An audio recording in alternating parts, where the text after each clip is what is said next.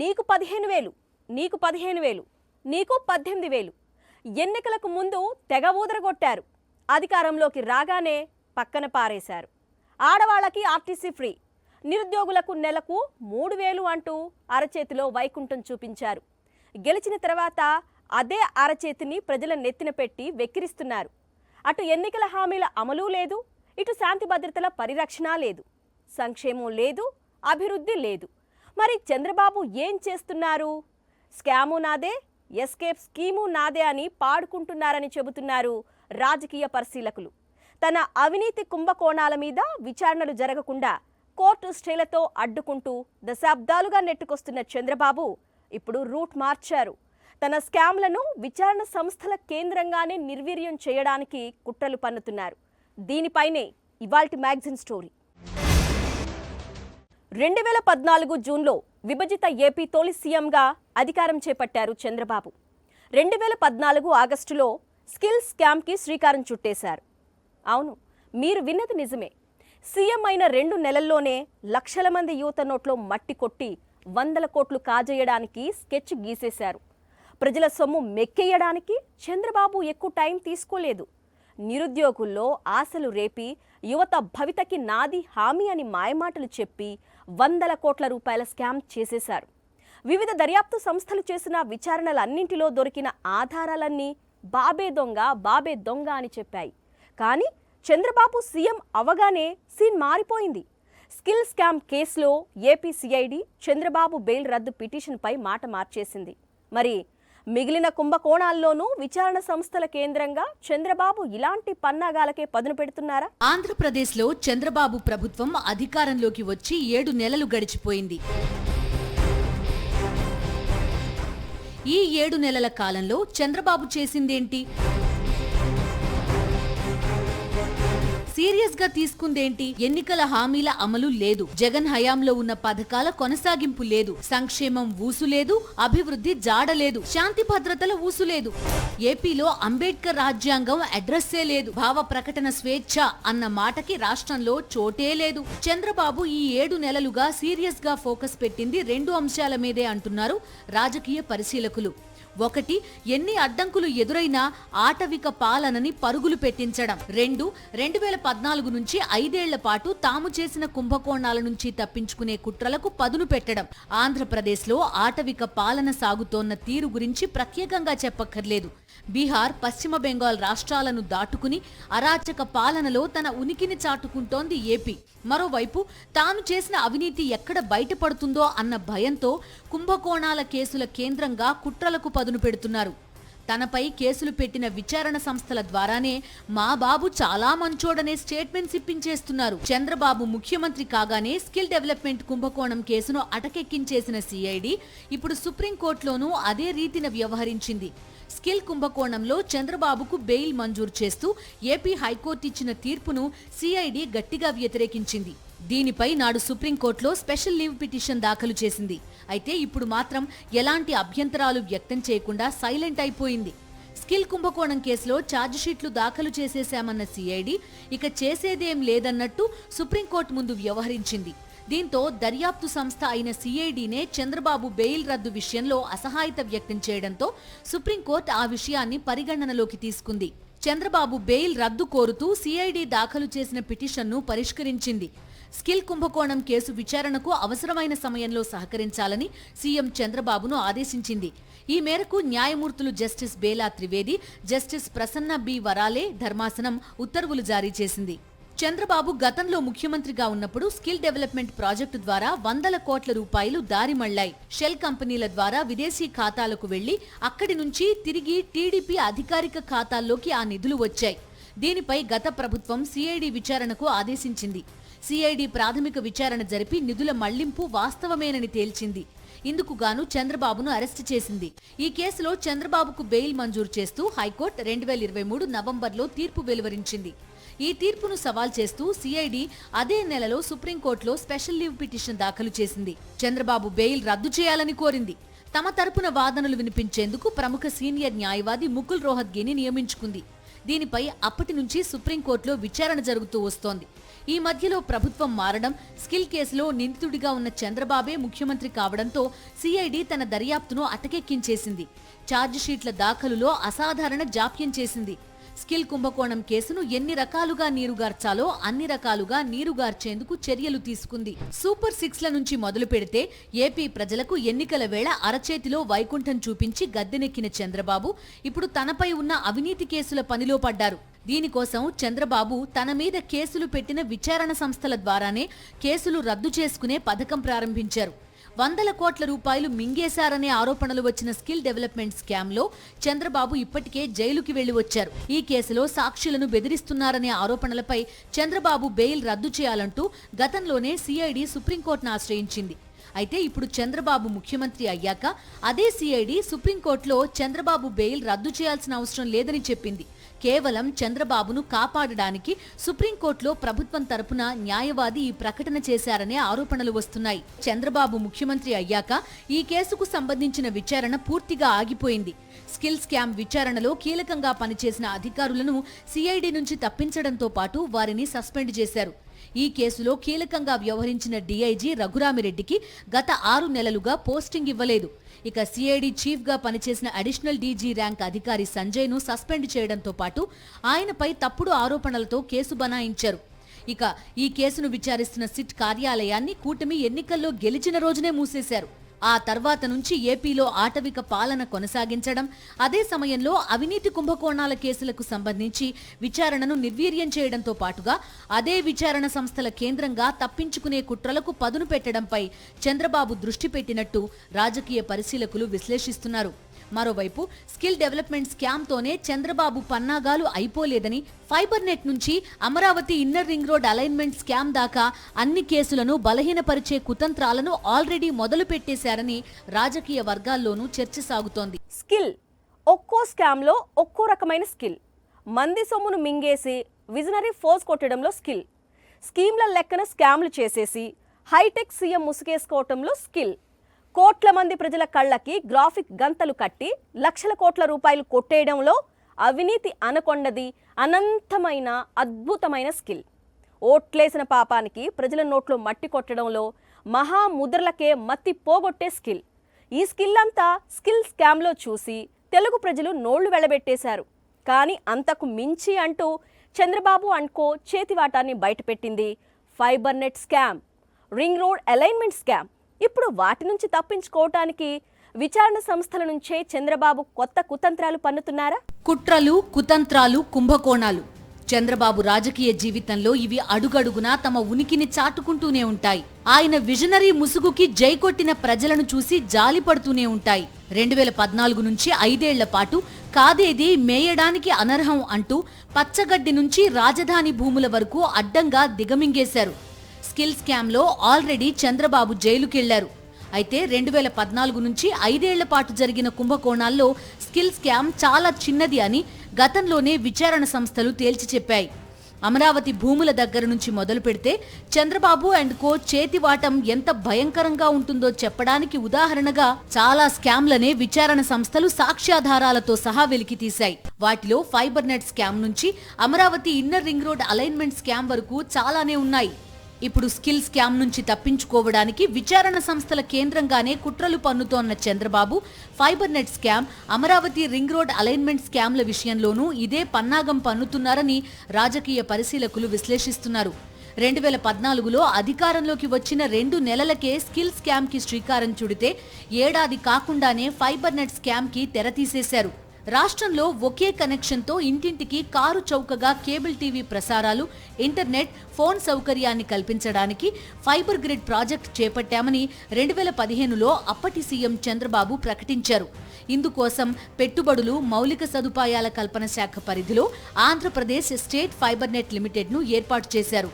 ఈ శాఖను 5 ఏళ్ల పాటు చంద్రబాబే నిర్వహించారు. మొత్తం 2000 కోట్ల రూపాయల ఈ ప్రాజెక్టు కింద మొదటి దశలో 333 కోట్ల రూపాయల విలువైన పనులు చేపట్టారు. నిబంధనలకు విరుద్ధంగా చంద్రబాబు, లోకేష్లకు సన్నిహితుడైన వేమూరి హరికృష్ణ ప్రసాద్ కు చెందిన టెరాసాఫ్ట్ కంపెనీకి టెండర్లు కట్టబెట్టారు. టెరాసాఫ్ట్ కంపెనీ చరిత్ర సాధారణమైంది కాదు. రేషన్ షాపుల్లో ఈ-పోస్ యంత్రాలను అమర్చడంలో విఫలమై బ్లాక్ లిస్ట్ లోకి వెళ్లింది. ఇంత ఘన చరిత్ర టెరాసాఫ్ట్ సొంతం. అలాంటి టెరాసాఫ్ట్కి ఈ ప్రాజెక్ట్ని అప్పగించారు చంద్రబాబు. ఆ కంపెనీ బ్లాక్ లిస్ట్లో ఉండడంతో రాజు తలుచుకుంటే దెబ్బలకు కొదవా అన్నట్టుగా రాత్రికి రాత్రే బ్లాక్ లిస్ట్ జాబితా నుంచి టెరాసాఫ్ట్ కంపెనీ పేరును తొలగించారు. అంటే ఆల్ ఈజ్ వెల్ అంటూ క్లియరెన్స్ ఇచ్చేశారన్నమాట. అంతేకాదు, నిబంధనలకు విరుద్ధంగా టెండర్ల గడువును వారం రోజులు పొడిగించారు. అక్కడితో ఆగలేదు. ఫైబర్ నెట్ ఎంతో ప్రతిష్టాత్మకమైన ప్రాజెక్ట్ అని బిల్డప్ ఇవ్వడంతో పోటీలో పెద్ద పెద్ద కంపెనీలే నిలిచాయి. వాటన్నింటినీ పక్కన పెట్టేసి టెరాసాఫ్ట్ కంపెనీకి ప్రాజెక్ట్ ని కట్టబెట్టేశారు. పోటీలో ఉన్న 2 కేంద్ర ప్రభుత్వ రంగ సంస్థలను కూడా సాంకేతిక కారణాలతో అనర్హుల్ని చేసి టెరాసాఫ్ట్ కి లైన్ క్లియర్ చేసేశారు. ఫైబర్ నెట్ టెండర్లను తన బినామీ కంపెనీ అయిన టెరాసాఫ్ట్ కి కట్టబెట్టడం కోసం చంద్రబాబు నిబంధనలను యథేచ్ఛగా ఉల్లంఘించారు. పరస్పర ప్రయోజనాల నిరోధక చట్టానికి విరుద్ధంగా టెరాసాఫ్ట్ కి చెందిన వేమూరి హరికృష్ణ ప్రసాద్ ను ముందుగానే 2 కీలక పదవుల్లో నియమించారు. మొదట ఆయన్ని ఏపీ ఈ గవర్నింగ్ కౌన్సిల్లో సభ్యుడిగా చేర్చారు. నేర చరిత్ర ఉన్న ఆయన్ని అంతటి కీలక స్థానంలో నియమించడంపై అనేక అభ్యంతరాలు వచ్చినా పట్టించుకోలేదు. ఫైబర్ నెట్ టెండర్ల మదింపు కమిటీలోనూ వేమూరి హరికృష్ణని సభ్యుడిగా నియమించారు. ఓ ప్రాజెక్టు టెండర్ల మదింపు కమిటీలో ఆ ప్రాజెక్టు కోసం పోటీ పడే సంస్థకు చెందిన వారు ఉండకూడదన్న నిబంధనను ఉల్లంఘించారు. ఇలా టెరాసాఫ్ట్ ని బ్లాక్ లిస్ట్ నుంచి తొలగించడం నుంచి పోటీలో ఉన్న కేంద్ర ప్రభుత్వ రంగ సంస్థలను తప్పించడం వరకు రకరకాల విన్యాసాలు చేసి చివరికి ఫైబర్ నెట్ ప్రాజెక్ట్ ని తన బినామీ కంపెనీ అయిన టెరాసాఫ్ట్ కి దక్కేలా చేశారు చంద్రబాబు. టెండర్ నోటిఫికేషన్లో పేర్కొన్న నాణ్యతా ప్రమాణాలను ఏమాత్రం పట్టించుకోలేదు.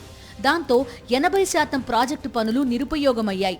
సకాలంలో పనులు పూర్తి చేయకపోవడంతో పాటుగా నాసిరకంగా పనులు చేయడంలో చేయి తిరిగిన టెరాసాఫ్ట్ ఇక్కడ కూడా తన టాలెంట్ అంతా చూపించి 80% ప్రాజెక్టు పనులను ఎందుకు పనికిరాకుండా చేసింది. ఆ మేరకు ప్రజాధనాన్ని అక్రమంగా తరలించడానికి రకరకాల పేరుతో షెల్ కంపెనీలను సృష్టించారు. మనీ లాండరింగ్ కి పాల్పడుతూ 10 బ్యాంకు ఖాతాల్లోకి 114 కోట్ల రూపాయల అక్రమ నిధులు మళ్లించారు. Fast Line company, Terasoft, Future Space, Abhijna, Neelima, Net India, Kofel, Net Tops అనే కంపెనీలకు చెందిన మొత్తం 10 బ్యాంకు ఖాతాలకు అక్రమంగా 114 కోట్ల రూపాయలు మళ్లించారు. ఫైబర్ నెట్ కుంభకోణం మీద విచారణ చేసిన ఏపీసీఐడి కీలకమైన ఆధారాలను సేకరించింది. ముందుగా ఇండిపెండెంట్ ఏజెన్సీ ఐబీఐ గ్రూప్ తో ఆడిటింగ్ చేయించింది. ఈ ఆడిటింగ్ లో మొత్తం అవినీతి బయటపడింది. టెరాసాఫ్ట్ కంపెనీ నిబంధనలను ఉల్లంఘించిందని, నాసిరకం పరికరాలు సరఫరా చేసి ప్రభుత్వాన్ని మోసగించిందని ఐబీఐ గ్రూప్ నిర్ధారించింది. ఆపై దర్యాప్తులో షెల్ కంపెనీల నుంచి 114 కోట్ల రూపాయలు మళ్లించిన 10 బ్యాంకు ఖాతాల వరకు మొత్తం ఆధారాలను సిఐడి సేకరించింది. చంద్రబాబు అధికారంలోకి వచ్చిన తర్వాత స్కిల్ స్కామ్ మీద విచారణ ఆగిపోయింది. ఇటు ఫైబర్ నెట్ కుంభకోణం కేసులోనూ విచారణ అలానే ఆగిపోయింది. ఇప్పటికే ఫైబర్ నెట్ స్కామ్ కి సంబంధించి కీలక సాక్ష్యాలను మాయం చేశారన్న ఆరోపణలు బలంగా వినిపిస్తున్నాయి. అలానే అమరావతి రింగ్ రోడ్ అలైన్మెంట్ స్కామ్లోనూ Chandrababu and co escape scheme plan చేశారని, ఆల్రెడీ అందుకు సంబంధించి వర్క్ మొదలు పెట్టేశారని రాజకీయ వర్గాల్లోనూ జోరుగా చర్చ సాగుతోంది. Amaravati master plan, inner ring road alignment అంతా ఈ కేసులో A1గా చంద్రబాబు కనుసన్నల్లోనే సాగింది. అమరావతిని రాజధానిగా ఎంపిక చేసిన సమయంలో సిఆర్డీఏ ఎక్సఫిషియో చైర్మన్ గా వ్యవహరించిన చంద్రబాబుకు మాస్టర్ ప్లాన్ గురించి మొత్తం ముందే తెలుసు. మాస్టర్ ప్లాన్ పై తుది నిర్ణయం తీసుకుంది చంద్రబాబే అని నాడు ఈ కేసును విచారించిన ఏపీసీఐడి పేర్కొంది. అంతేకాదు, రాజధాని ఎంపిక, ఇన్నర్ రింగ్ రోడ్ అలైన్మెంట్ ఖరారు ప్రక్రియలో ఆయనకు పూర్తి భాగస్వామ్యం ఉందని ఏపీసీఐడి తెలిపింది. ఇన్నర్ రింగ్ రోడ్ అలైన్మెంట్ మార్పుల ద్వారా లింగమనేని రమేష్ కుటుంబంతో చంద్రబాబు, నారాయణ క్విడ్ ప్రోకోకు పాల్పడ్డారని స్పష్టమైంది. టీడీపీ ప్రభుత్వంలో ఇన్నర్ రింగ్ రోడ్ అలైన్మెంట్ ని 3 సార్లు మార్చారనేందుకు ఆధారాలను కూడా ఏపీసీఐడి సంపాదించింది. ఇన్నర్ రింగ్ రోడ్ అలైన్మెంట్ ని మార్చడం ద్వారా లింగమనేని కుటుంబానికి నాటి చంద్రబాబు ప్రభుత్వం ప్రయోజనం కల్పించిందన్నది ప్రధాన అభియోగం. ఈ కేసులో A3గా ఉన్న లింగమనేని రమేష్ కుటుంబానికి ఇన్నర్ రింగ్ రోడ్ తుది అలైన్మెంట్ ని ఆనుకుని 168.45 ఎకరాలున్నాయి. అయితే ఇన్నర్ రింగ్ రోడ్ నిర్మించారా లేదా అన్నదానితో నిమిత్తం లేదని, లింగమనేని కుటుంబానికి ప్రయోజనం కల్పించే రీతిలోనే అలైన్మెంట్ ని ఖరారు చేసినట్టు ఏపీసీఐడి తన దర్యాప్తులో తేల్చింది. ఇప్పుడు అమరావతి రింగ్ రోడ్ స్కామ్ లో కూడా విచారణ సంస్థల కేంద్రంగానే తప్పించుకునేందుకు చంద్రబాబు అండ్ కో రంగం సిద్ధం చేసుకుంటున్నారు. రింగ్ రోడ్ కేసులో తనకు ప్రాణహాని ఉందని గతంలో మ్యాజిస్ట్రేట్ ముందు స్టేట్మెంట్ ఇచ్చిన ఓ ఐఏఎస్ అధికారి ఇప్పుడు చంద్రబాబుకు అనుకూలంగా మాట మార్చారు. ఈ కేసుల వ్యవహారం తేల్చేందుకు చంద్రబాబు తన సుప్రీంకోర్టు సీనియర్ లాయర్ సహాయం తీసుకుంటున్నారని, ఆ లాయర్ చెప్పినట్టుగానే కుంభకోణాల కేసుల్లో సిఐడి అధికారులు వ్యవహరిస్తున్నారన్న చర్చ ఢిల్లీ స్థాయిలో సాగుతోంది. దీంతో రాబోయే రోజుల్లో స్కిల్ స్కామ్ తరహాలోనే fibre net scam, Amaravati ring road స్కాముల్లోనూ ఏపీ సిఐడి మాట మార్చినా ఆశ్చర్యపోనక్కర్లేదని రాజకీయ పరిశీలకులు విశ్లేషిస్తున్నారు. 2014 నుంచి 2019 మధ్య ఏం జరిగింది? 5 ఏళ్ల పాటు స్కామ్ల ర్యాలీ జరిగింది. కుంభకోణాల మేళా సాగింది. క్యాపిటల్, కరెంట్, ఇంటర్నెట్ ఇలా దేన్ని వదలకుండా మింగేశారు. దోచుకున్నారు, పంచుకున్నారు, దాచుకున్నారు. 5.5 కోట్ల మంది ఏపీ ప్రజల భవిష్యత్తుని ఎగతాళి చేశారు. ఇప్పుడు అధికారంలోకి వచ్చిన తరువాత ఏకంగా ఆటవిక పాలనకే జై కొట్టేశారు. అవినీతిలోనూ సరికొత్త రికార్డులు సృష్టించడానికి స్కెచ్ గీస్తున్నారు. స్కామ్ల నుంచి ఎస్కేప్ స్కీమ్లు రెడీ చేస్తున్నారు. ఇది వర్తమానం మాత్రమే. మరి చంద్రబాబు చరిత్ర సంగతి ఏంటంటారా? 1 కాదు 2 కాదు. చట్టాలను ఏమార్చి 10 కేసుల్లో స్టేలు తెచ్చుకొని దశాబ్దాలుగా విజనరీ ముసుగులో తిరిగేస్తున్నారు. క్యామ్లు, ఆ తర్వాత ఎస్కేప్ స్కీమ్లు. అధికారాన్ని అడ్డం పెట్టుకుని చంద్రబాబు అండ్ కో చెలరేగిపోతోన్న తీరు గురించి ఎంత చెప్పినా తక్కువే. తనపై ఉన్న అవినీతి కుంభకోణాల కేసుల నుంచి తప్పించుకునేందుకు విచారణ సంస్థల కేంద్రంగానే కుట్రలకు చంద్రబాబు తెరతీశారన్న ఆరోపణలు బలంగా వినిపిస్తోన్న వేళ వర్తమానంలోనే కాదు, చంద్రబాబు చరిత్ర అంతా ఇదే తరహా పన్నాగాలతో నిండిపోయిందన్న విశ్లేషణలు తమ ఉనికిని బలంగా చాటుకుంటున్నాయి. వాటి గురించి చర్చించే ముందు తాజాగా చంద్రబాబు ప్రభుత్వం తీసుకున్న ఒక నిర్ణయాన్ని ప్రత్యేకంగా ప్రస్తావించాల్సిన అవసరం ఉంది. కరకట్ట నివాసాన్ని సీఎం చంద్రబాబు అధికార నివాసంగా ప్రభుత్వం ప్రకటించింది.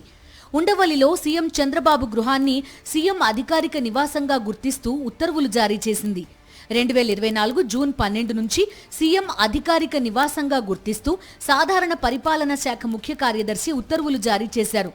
గతంలో ఇదే కరకట్ట నివాసంపై అనేక విమర్శలు వచ్చిన సంగతి తెలిసిందే. ఈ కరకట్ట నివాసం అక్రమ నిర్మాణం అంటూ గతంలో మాజీ మంత్రి దేవినేని ఉమా ప్రకటించారు. అదే అక్రమ నివాసాన్ని అధికారిక నివాసంగా ప్రభుత్వం ప్రకటించింది. కృష్ణానది కరకట్ట లోపల ఈ నివాసాన్ని లింగమనేని రమేష్ నుంచి చంద్రబాబు తీసుకున్నారు. అయితే చంద్రబాబు ఉంటున్న కరకట్ట నివాసాన్ని నిబంధనలకు విరుద్ధంగా కృష్ణానది భూముల్లో నిర్మించారనే ఆరోపణలున్నాయి. లింగమనేని రమేష్ ఆ ఇంటికి టైటిల్దారుగా ఉన్నప్పటికీ చంద్రబాబు ఆ నివాసంలో గత కొన్నేళ్లుగా నివసిస్తున్నారు. ప్రతిపక్ష నేత హోదాలోనూ సీఎం హోదాలోనూ అదే నివాసంలో చంద్రబాబు నివసిస్తున్నారు. ఆ నివాసాన్ని లింగమనేని రమేష్ చంద్రబాబుకు వ్యక్తిగతంగానే ఇచ్చినట్టు తెలుస్తోంది. రాజధాని master plan, inner ring road అలైన్మెంట్లలో కుంభకోణం ద్వారా భారీగా ప్రయోజనం కల్పించినందున క్విడ్ ప్రో కోలో భాగంగానే కరకట్ట నివాసాన్ని చంద్రబాబుకు ఇచ్చారనే విమర్శలున్నాయి. Amaravati inner ring road alignment స్కామ్లో ఏపీ సిఐడి కూడా తన విచారణలో ఇదే అంశాన్ని తేల్చింది.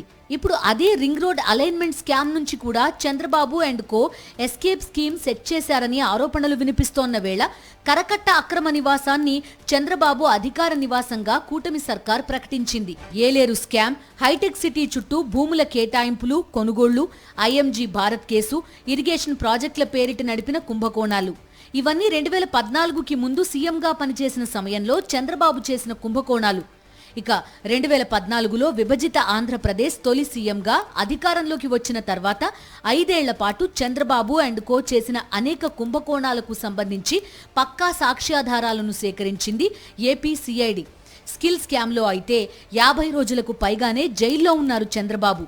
ఇవే కాదు, 27 కేసుల్లో విచారణ జరగకుండా, కొనసాగకుండా స్టేలతో దశాబ్దాల పాటు లాక్కొచ్చిన చరిత్ర చంద్రబాబుకి మాత్రమే సొంతం. ఇప్పుడు మరోసారి ముఖ్యమంత్రి పీఠం అధిష్ఠించిన చంద్రబాబు ఆటవిక పాలనతో 5.5 కోట్ల మంది ప్రజలను హడలెత్తిస్తున్నారు. మరోవైపు 2014 నుంచి 5 ఏళ్ల పాటు సాగిన కుంభకోణాల కేసుల నుంచి తప్పించుకునే ఎస్కేప్ ప్లాన్స్ రెడీ చేస్తున్నట్టు పరిశీలకులు చెబుతున్నారు. స్కిల్ స్కామ్లో మాట మార్చిన ఏపీ సిఐడి తీరునే ఇందుకు ఉదాహరణగా చెప్తున్నారు. దీంతో రాబోయే రోజుల్లో స్కాము నాదే, ఎస్కేప్ స్కీము నాదే ఎపిసోడ్లో ఇంకెన్ని పన్నాగాలు బయటపడతాయో అన్న చర్చ తెలుగు ప్రజల్లో జోరుగా సాగుతోంది. ఇది వాటి మ్యాగజైన్ స్టోరీ.